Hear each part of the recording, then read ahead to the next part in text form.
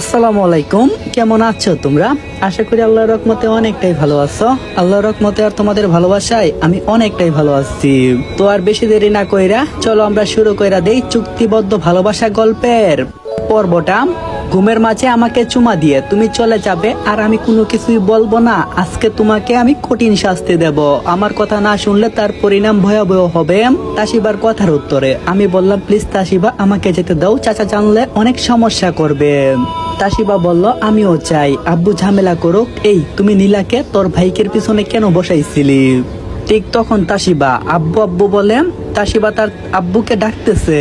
আমি আর দেরি করলাম না, সোজা তাসিবার ঠোঁট দুইটা যেন নিচের দখলে নিয়ে নিলাম। তাসিবা একদম চুপ হয়ে গেছে আর চাচা এসে দরজার সামনে হাজির হয়ে গেছে। চাচি বলল, আর আপনি কোথায় যাচ্ছেন? তাসিবা ঘুমাচ্ছে। চাচা বলল, তাহলে আমাকে আব্বু বলে ডাক দিয়েছে কে? চাচি বলল, কোথায় ডাকছে? তাসিবা তো ঘুমাচ্ছে। তখন তাসিবা আমাকে ফিস ফিস করে বলে, এখন আমি আব্বুকে বলে দেই যে তুমি ঘুমের মাঝে আমাকে কিস করছো, তাহলে বুঝতে পারবে কেমন মজা, আর নীলাকে বাইকের পিছনে উঠানোর মজা। আমি বললাম, তুমি বলতে হবে না, আমি নিজেই বলতেছি। বলে আমি চাচা বলতেছি। তাসিবা আমার ঠোঁট দুইটা যেন আবার তার দখলে নিয়ে নিল। এদিকে চাচাকে ম্যানেজ করতেছে। চাচি বলল, অনেক রাত হয়েছে, চলেন রুমে যাই, তাসিবাকে একটু ঘুমাতে দেবেন। চাচা বলল, হ্যাঁ যাচ্ছি, যেহেতু এসেছি একটু তাসিবাকে দেখে যাই। তখনই তাসিবা আমাকে জড়িয়ে ধরে শুয়ে পড়েছে। আমি বললাম, আরে তুমি কি করছো এত গরমে কম্বলের নিচে কেন? তাসিবা বলল, কোনো উপায় নেই, এখন আব্বু রুমে আসবে, আর যদি তোমাকে দেখে তাহলে লঙ্কা কাণ্ড করে বসবে। দেখে তুমি কম্বলের নিচে যাও, আমি তোমাকে কুলবালিশের মতো জড়িয়ে ধরে রাখবো।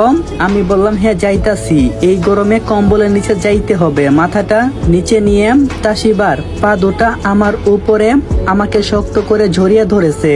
আমার এত ভালো লাগছে যে বলতে শরম করতেছে। এত গরমে যেন পান যাই অবস্থা। তাসিবা সারা জীবন কুলবালিশ যেন আমাকে করে রাখে। এমনি চাচা চাচি রুমে ঢুকেছে। চাচি বলল, বলতাছি মেয়েটা ঘুমাইতেছে, তাও ডিস্টার্ব করতে চলে আসছেন। চাচা বলল, এই গরমে কম্বল গায়ে কেন? ওর গায়ের উপর থেকে কম্বলটা সরিয়ে দাও। আবার কুলবালিশ জড়িয়েও রাখছে। চাচি বলল, ওর ঠান্ডা লাগছে, হয়তো তাই দিয়ে রাখছে। আর তাসিবা কুলবাড়ি ছাড়া ঘুমাতে পারে নাকি? চাচা বলল, ওই ছেলেটার জন্য আমার মেয়েটার এই অবস্থা, যদি ওকে পাই তাহলে ওর বাপের নাম ভুলিয়ে দেব। আর হারামির বাচ্চা আবার প্ল্যান করে আমার মেয়েকে বিয়ে করেছে। চাচি বলল, এইসব কথা বাদ দেন, পরে বলিয়েন। এখন রাত 2টা বাজতে চললো। তাসিবা অনেক কষ্টে ঘুমিয়ে পড়েছে। যদি সজাগ হয়ে যায় তাহলে সমস্যা হবে।